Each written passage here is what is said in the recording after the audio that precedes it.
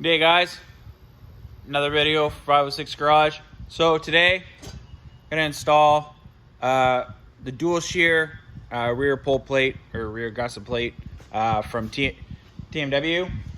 I had a powder coated plum crazy purple just to match the rest of the stuff that I'm putting on the bike.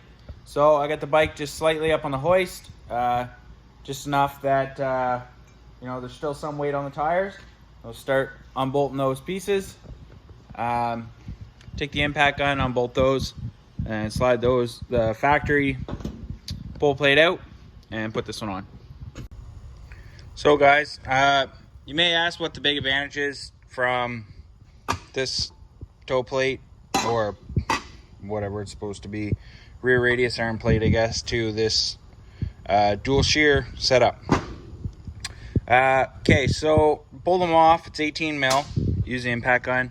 Pry bar, kind of wiggle your plate off, and then yeah. So pretty shitty. A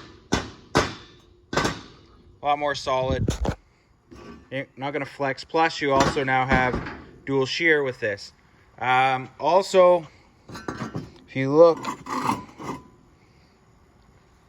the hole here versus this hole here is gonna have a lot less slop when you put your bolt in, where the factory one got slop, which you know as well as I do that any play in arm or any joint is eventually going to wobble itself out, wear itself out.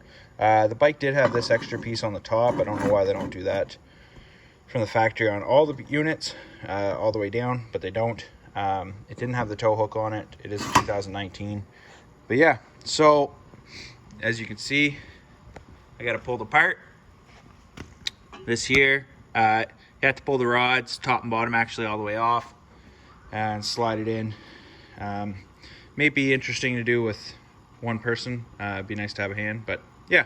So we'll get at that, and I'll let you guys know what it looks like when she's done. Okay guys, just a little update. So having two hands without a buddy does make it a hell of a lot harder. So I did end up taking the bolts out. I didn't end up taking your toe arm out, the center one, but I did take the top and bottom so I get them slid on. I used a transmission jack, but if you're on the ground, you can use a regular jack, and then just a pile of wood just to kind of push up on it. And I ended up putting a pry bar right on the back of this, just to hold it tight, so I could get the bolts through.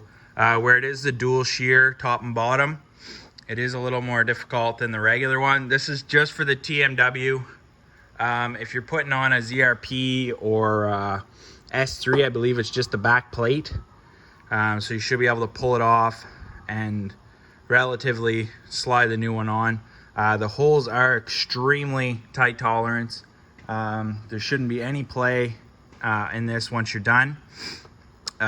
So yeah, all I got left to do here, I'm just gonna snug it up, use the center ones to pull it tight, and then I'll tighten these ones up with the impact and torque them, put the wheels back on, and good to go. So, keep the glass off. You guys like what you're seeing? Like I said on my other videos, like, subscribe, lots more to come. Just starting to add stuff here now. I still got springs put on, shock tower brace, front bulkhead, tie rods, which is the bump steer delete from Shock Therapy, and sway bar links. So thanks for watching. Have a good day, guys.